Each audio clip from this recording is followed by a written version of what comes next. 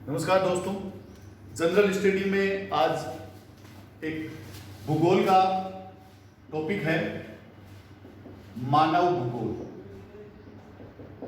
ये competitive exam के लिए और 12th की ज्योग्राफी के लिए भी ये टॉपिक ठीक है। कॉम्पिटिटिव एग्जाम में मानव भूगोल काफी देखो, मानव भूगोल दो शब्दों से मिलकर बना है। एक मनुष्य के क्रियाकलाप और एक प्रकृति। इन दोनों के बीच का अध्ययन है वो मानव भूगोल कहलाता है। सीधा साफ है, मानवीय क्रियाकलाप या मानव और भूगोल। मतलब मानव क्या है, स्थिर है पृथ्वी, और मानव क्या है, परिवर्तनशील है। दोनों के बीच का जो अध्ययन है वो मानव भूगोल कहलाता है। मानव भूगोल का जो जनक है वो रेडजेल। मानव भूगोल का जनक किसको माना जाता है? रेडजेल को माना जाता है। ठीक है, अब देखो मानव भूगोल का जो परिभाषाओं को लेकर बात होती है, परिभाषाओं को लेकर, परिभाषाओं में मुख्यतः देखो सबसे पहली परिभाषा है रेडजेल की। रेडजेल की जो परिभाषा है उसमें आपको तीन शब्द ध्यान रखना है। पहला शब्द है मानव समाजों। मानव समाज हो गया। दूसरा है मानव समाज पृथ्वी या स्थिर पृथ्वी, कुछ भी शब्द यूज। तीसरा जो भी है वो है संश्लेषित अध्ययन। तो रेडजेल क्या कहता है? रेडजेल ये कहता है कि मानव समाज और जो पृथ्वी है उसके बीच का संश्लेषित अध्ययन क्या कहलाता है? मानव भूगोल कहलाता है। उसके अलावा कुमारी सैमुअल की परिभाषा है, विडाल डी ब्लास की परिभाषा है, लेकिन कॉम्पिटिटिव एग्जाम के लिए रेडजेल की जो परिभाषा है वो इंपॉर्टेंट है। उसके बाद में देखो क्या आता है, मानव भूगोल का जो इंपॉर्टेंट चीज है या इंपॉर्टेंट जो टॉपिक है वो है इसकी संकल्पनाएं। मानव भूगोल पे क्या होता है, पूरा का पूरा आदिकाल से लेकर वर्तमान तक का मानव और उसका प्रकृति के साथ जो भी संबंध है उसको आदिकाल से लेकर वर्तमान तक दिखाया जाता है। मतलब मानव भूगोल का अध्ययन समय के आधार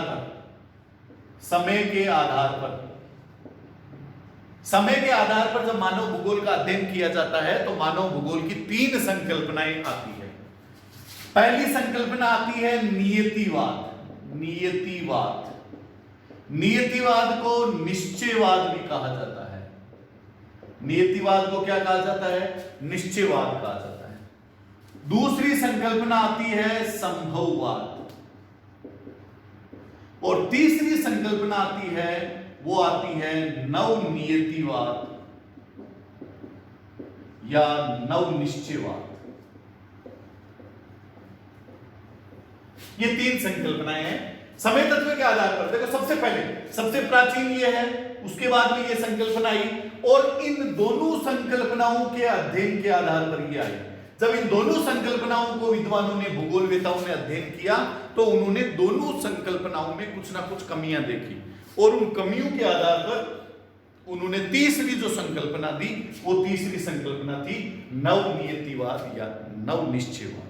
ठीक है, इसके अन्य नाम है, अपन अलग अलग एक एक करके इनको पढ़ते हैं। सबसे पहले नियतिवाद या निश्चयवाद।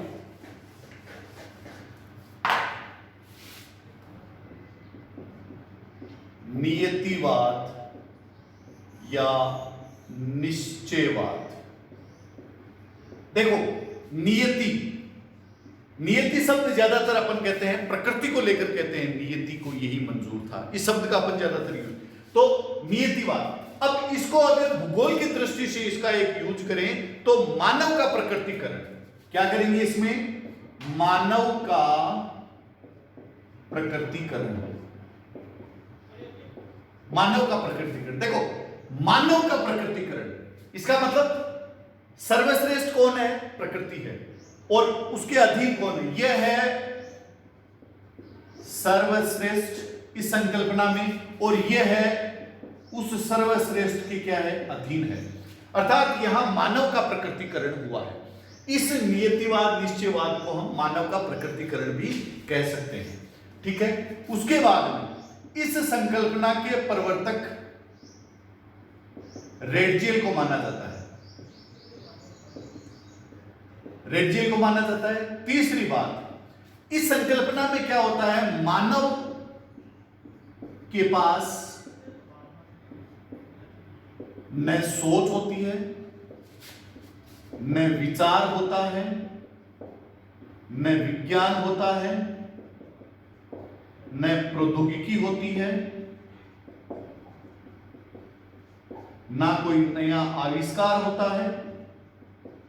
मतलब मानव का स्वयं का कोई तत्व नहीं है। इसका मतलब क्या हुआ, मानव क्या है इस संकल्पना में, आदि मानव है। मानव क्या है इस संकल्पना में, आदि मानव है। मानव इस संकल्पना में प्रकृति को माता तुल्य मानता है। प्रकृति को क्या मानता है, माता तुल्य मानता है। अर्थात प्रकृति को क्या मानता है, पूजनीय मानता है, अर्थात पूजा योग्य है। प्रकृति जो आदेश देगी वो आदेश मुझे पालन करने होंगे। जैसे बारिश आती है तो बारिश आती है, इसका मतलब बारिश में उसे भीगना है। आग लगती है तो आग में, गर्मी के वक्त गर्मी। ये सारे के सारे मानव खुद कोई सोच नहीं रखता है, सारा का सारा किसके अधीन है, प्रकृति के अधीन है। अर्थात मानव का क्या हो गया, पूर्ण रूप से प्रकृतिकरण हो गया। यहां प्रकृति सर्वश्रेष्ठ है, जिसका मुख्य कारण क्या है, मानव का न सोच है, न विचार है, न विज्ञान है, न प्रौद्योगिकी है, न आविष्कार है, न समझ है। मानव के पास कोई तरह का अपना कोई विचार नहीं है। अब देखो, इस संकल्पना के बाद में क्या होता है, यह संकल्पना आदि मानव के समय की है। मानव इसमें कोई तरह का अपना विचार नहीं रखता। धीरे धीरे देखो, एक छोटी सी मैं आपको बात बताता हूं।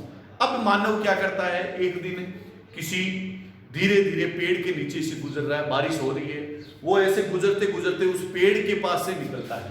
ये पेड़ है और ये आदि मानव जा रहा है।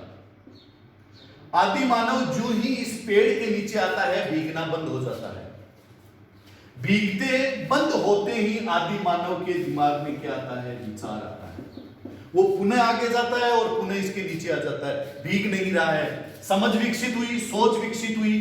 अब उसे ये विचार या विज्ञान आने लगा कि छत के नीचे रहने से भीगा नहीं जाएगा। अर्थात मानव अब धीरे धीरे अपनी कोई सोच को विकसित कर रहा है, विज्ञान को विकसित कर रहा है, आविष्कार को विकसित कर रहा है। एक दिन मानव बैठा बैठा किसी आग के पास से गुजर रहा था। आग के पास गुजरते हुए उसे ये लगा, जो ही वो आग के पास से निकला, आग के पास से निकलते वक्त उसे सर्दियों के दिनों में अच्छा अनुभव हुआ। दिमाग में सोच विकसित हुई, विचार आया, आग के पास जो गया अच्छा महसूस हुआ, दूर आया, वापस उसे सर्दी लगी, वापस आग के पास गया, विचार उत्पन्न होने लगा। अब वो जो ही सर्दी आती है, आग के आविष्कार अर्थात आग की तरफ उसका विचार आया, सोच आया।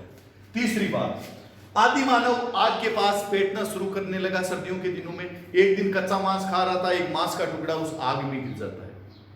जब वो मांस का टुकड़ा आग में गिर जाता है, उसने उसका सारा कच्चा मांस खा लिया और उसे भूख लगी थी। उसने उस आग के टुकड़े में से गिरे मांस को उठाया और उसे खाने लगा। वो उस पुराने कच्चे मांस की अपेक्षा उसे क्या लगा, ज्यादा स्वादिष्ट लगा। क्या विचार आया, सोच आई, समझ आया, विज्ञान हुआ। अब वो भोजन पकाकर खाने लगा। अर्थात मानव का प्रकृतिकरण अब बदल रहा है। अर्थात अब क्या होने लगा, प्रकृति का मानवीयकरण होने लगा। प्रकृति का मानवीयकरण होने लगा। अब सर्वश्रेष्ठ कौन है, मानव सर्वश्रेष्ठ है। अधीन कौन है, प्रकृति अधीन है। अब मानव के पास स्वयं की क्या है, सोच है। स्वयं का क्या है, विचार है। स्वयं की क्या होने लगी, विचार, विज्ञान आने लगा, समझ उत्पन्न होने लगी। धीरे धीरे विज्ञान को अपनाने लगा, आविष्कार करने लगा। और जो ये संकल्पना है प्रकृति के, मतलब इस संकल्पना से ये जो आदि मानव था, ये कुछ समझ विकसित करने लगा। और जो ये संकल्पना आई, इस संकल्पना को क्या कहा जाता है, संभववाद कहा जाता है। इस संकल्पना को क्या कहा जाता है, संभववाद कहा जाता है। और संभववाद संकल्पना के जो प्रेरणा है, वो प्रेरणा है Vidal de la Blache. Vidal de la Blache. अब मानव पूर्ण रूप से प्रकृति को अपने अधीन कर चुका है, प्रकृति के संसाधनों को अत्यधिक दोहन करने लगा, और इस दोहन के फलस्वरूप क्या हुआ, प्रकृति की जो अवस्था थी वो, या प्रकृति का जो संतुलन था वो संतुलन क्या करने लगा, बिगड़ने लगा। अब जो विद्वान थे, प्रमुख रूप से उन विद्वानों में ग्रिफिन टेलर थे। ग्रिफिन टेलर ने क्या किया, इस अवस्था का अध्ययन किया, फिर इस अवस्था का अध्ययन किया। ग्रिफिन टेलर ने कहा कि यह अवस्था भी मानव के लिए सही नहीं है, और यह अवस्था किसके लिए सही नहीं है, प्रकृति के लिए सही नहीं है। अर्थात इस अवस्था में प्रकृति शोषित है, इस अवस्था में मानव शोषित है, तो दोनों अवस्थाएं अच्छी नहीं है। इसलिए उन्होंने एक तीसरी अवस्था का विकास किया, और वो जो तीसरी अवस्था है वो है नवनिश्चयवाद की अवस्था। जो तीसरी अवस्था है वहां पे आ जाते हैं अपन। पहला निश्चयवाद, निश्चयवाद के अपन बाद में मानव पहुंचा संभववाद, और संभववाद के बाद अब तीसरी अवस्था में पहुंच रहा है वो है नवनिश्चयवाद। नवनिश्चयवाद के 3 उपनाम है। नवनिश्चयवाद का पहला उपनाम है चौराहे की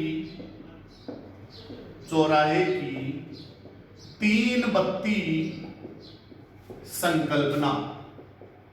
चौराहे की 3 बत्ती संकल्पना।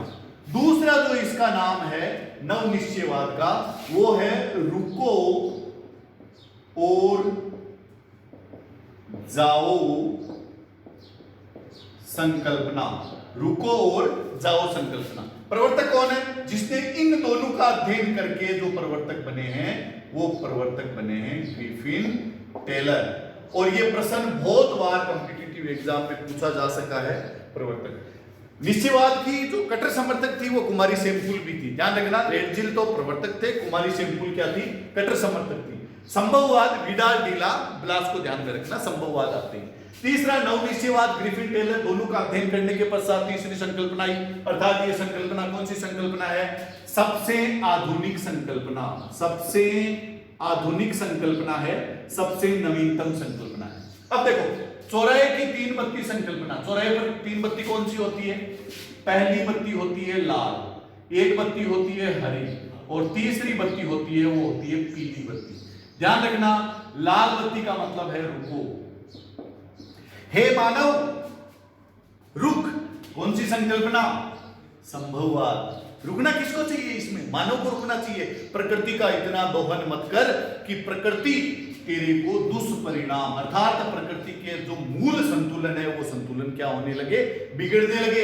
हरी बत्ती का मतलब है जाओ, जाओ का मतलब है हे मानव निश्चयवाद, जा उठ और अपने विकास को कर। आदि मानव की तरह निढाल, बिना सोच, बिना समझ, बिना आविष्कार की तरह मत रहे।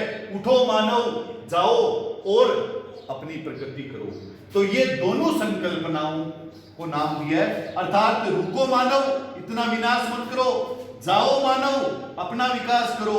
इनके बीच की संकल्पना आई, वो कौन सी संकल्पना आई, नव निश्चयवाद की संकल्पना आई। और इस संकल्पना को चौराहे की 3 बत्ती, रुको देखो लाल बत्ती, हरी बत्ती, जाओ संकल्पना। अर्थात मानव को दोनों संकल्पनाओं के बीच में सामंजस्य बनाकर चलने की बात कही गई। अर्थात न तो अत्यधिक प्रकृति का शोषण ठीक है और न ही अत्यधिक मानव का शोषण ठीक है। इसलिए क्या किया गया, जो तीसरी संकल्पना उत्पन्न हुई ग्रिफिन टेलर के द्वारा, इस संकल्पना में प्रकृति और मानव दोनों के बीच में सामंजस्य की बात कही और प्रकृति और मानव के बीच में सामंजस्य को लेकर इस संकल्पना में पूरा विचार किया गया ग्रिफिन टेलर का।